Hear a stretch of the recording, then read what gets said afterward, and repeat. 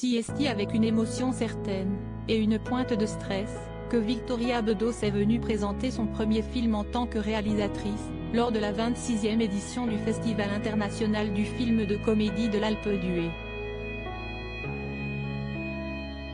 Le 17 janvier 2023, la jeune cinéaste de 37 ans a effectivement projeté, à la grande salle du Palais, La plus belle pour aller danser, qui est en compétition, et dans lequel on retrouve avec bonheur Philippe Catherine, Pierre Richard, Firmin Richard ou encore Guy Marchand. Ça a été un gros trauma. La projection s'est terminée avec un tonnerre d'applaudissements et un fond sonore signé Sylvie Vartan. Dans un tel contexte, Victoria Bedos ne peut s'empêcher de profiter de chaque instant, mais aussi de repenser à quelques mésaventures liées au passé, et liées au monde merveilleux de la montagne. Je n'étais pas une très grande skieuse quand j'étais petite, explique-t-elle à Pure People.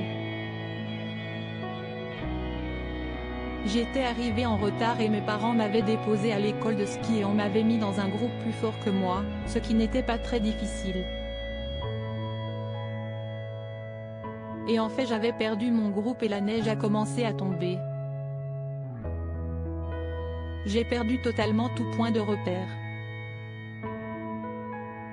Et je me suis dit que j'allais mourir. Précisément.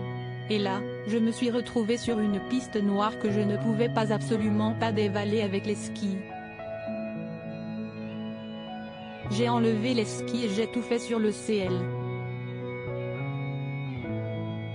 Et ça a été un gros trauma.